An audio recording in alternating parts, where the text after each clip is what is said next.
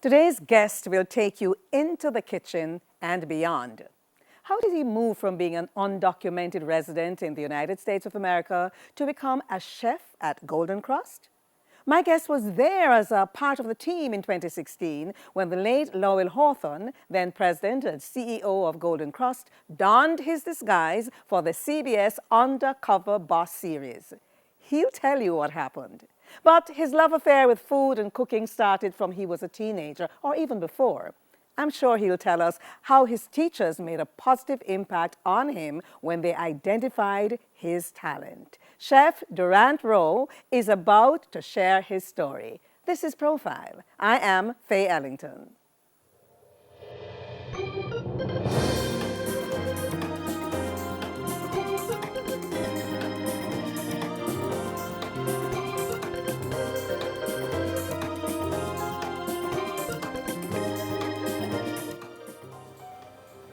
Well, he was a second or is a second of 9 children. Food would be a big thing. How did the parents manage with the food for 9 children? Chef Durrant Rowe, it's good to have you here. Thanks for having me. My pleasure. Did you have to start cooking from an early age? Absolutely. Certainly. All of the children could cook or just some of you? No, I love cooking and they just leave it to me. Your parents? Yes. You cook for the 9 of you? Yes, especially when my mother, would go on to the hospital to have, one of the younger ones. Then I would be the cook. The second of 9. I am the second of 9. Where were you born? I was born here in Jamaica, in Kingston. And yes, I was, Where you grew up? I grew up in Spanish Town. Where in Spanish Town? Fraser's Content. What were those days like as a young boy in Fraser's Content? In the bush, running up and down, searching for myself.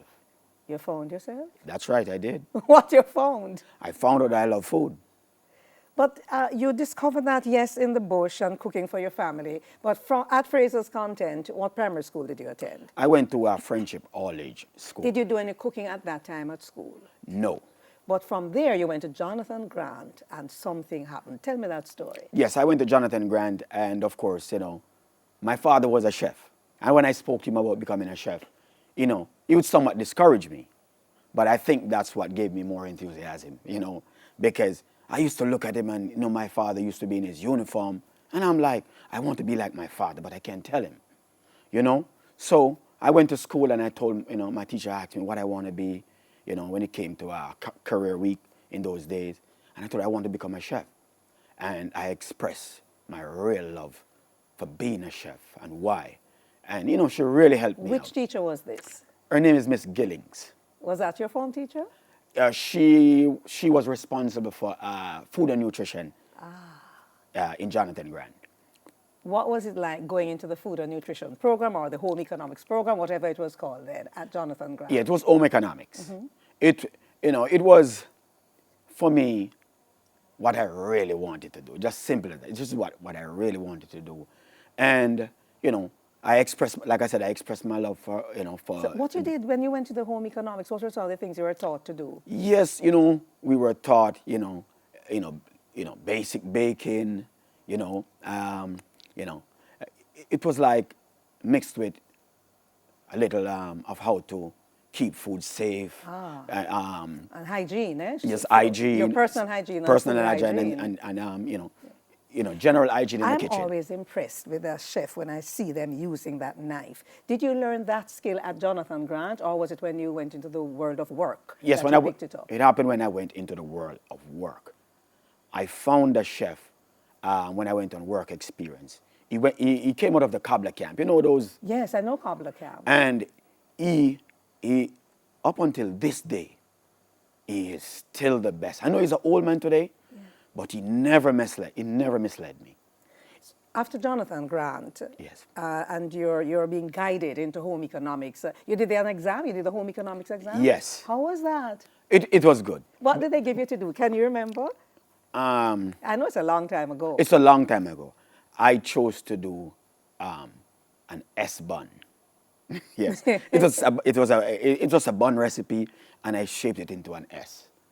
How well did you do? What mark you got for it? My teacher, she graded me very well because, I tried to be creative, and she thought that was, good enough. After Jonathan Grant, where did you head? after Jonathan Grant, I head to Saunders Catering School. Where is that?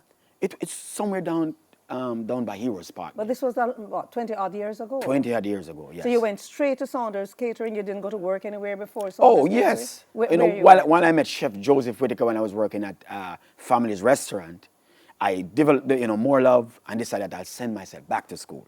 So while I was working, I started investing in myself. Hang on a moment. So at Family's Restaurant, that is where you met this chef who abs- really gave you those skills that Yes, you needed. yes. How difficult is it for somebody to achieve those knife skills? It's very difficult and it's very dangerous. It's very, very dangerous. Let me check if you have all your fingers. I got all of them. Yes, yes. Yes, you get nipped a couple of times. Yes, but the fact that you love, you're going to go right back to it until you get it right. So you invested in yourself when you discovered that this is it. I'm at Family Restaurant. Yes. I really love this thing. And you went to Saunders Catering. Yes. What was that experience like at Saunders Catering? It was amazing because it helped me to show me how forward I was already in the profession under the guidance of, Joseph Whitaker, who I met at this restaurant. And I think Mr. Saunders saw it also, and of course, and also the instructors, they saw it. They picked up on your talent? Yeah, they picked up on my talent. How long was that course? It was a 9-month course, 9 months. And after that, where did Durrant Rowe head? Ooh. After I got my certificate, I didn't rest at all. I went looking for a job at Jamaica Pegasus Hotel. I was just on a roll. Who was there? Who were some of the people there? Who was the chef there when you went, the executive chef? Yes. I went there and I saw Mr. Leon Meredith. That's one of the biggest that you could ever get, Oh, yes. And he really impressed me. He showed me who is an executive chef, what a chef's supposed to look like, and he had good body language. And from there on, I was like... So he impressed you. Did you manage to impress him? Well, I wasn't assigned directly to him, but I was assigned to one of his supervisors. And she said I really impressed her. After the probational period, they told me, we are so happy with you. As a matter of fact, the operational manager, who is Miss Mary Cresser, she told me that she spoke with my supervisor, and she said, I'm truly impressive. And that made me, I felt so You good. spent only a year there, am I correct? It was about 20, no, it was about 22 months or so. Sorry, 22 months. Yes. But after that, you got drawn to the sea. I know you like seafood, and I don't know, that's why you got drawn to the sea. Yeah. And then you found yourself in a position where you had to do a test to go work on a cruise ship. Yes. Tell me about that test. Yes, I went, as a matter of fact, I was seeking overseas employment through the ship. And a friend of mine who I met in the hotel, his name is Devon Howell. I never forget him. And he said, I know this guy who runs an overseas employment. His name is Mr. Bailey. And he said, I'm going to take you to him. Because he said, I'm also with him, and he's looking out for me. So I went to look for Mr. Bailey, and I said, Mr. Bailey, I am a chef at the Pegasus, and I would really love to work on a ship. Because my father has always been, telling me about, working on cruise ship and all of that. And Did your father work on a cruise ship too? No, but he had that, yes. that desire and yes, would want that to happen. That's to you. right. So I went to Mr. Bailey, and he said, you are a chef? I said, yes. And he said, well, that's a good thing. You came at the right time, because he said, Mr. Eric, a guy called Mr. Eric Bell will be coming from Florida, and what you going to do for me? Just leave your number. And I said to him, I don't have a number at my home, but I'll give you the number at the hotel. And I told him what time I work and so forth. And one day I was on the job, and one of the ladies who worked in the canteen downstairs, ran to me and told me that there's somebody on the phone upstairs to me, and they really need to speak with me. And I ran upstairs and I got on the phone, and he said, Mr. Eric is going to be here.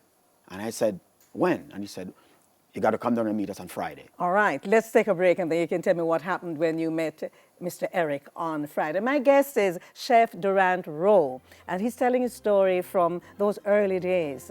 And you're going to see where his passion led him. We'll be right back. This is Profile.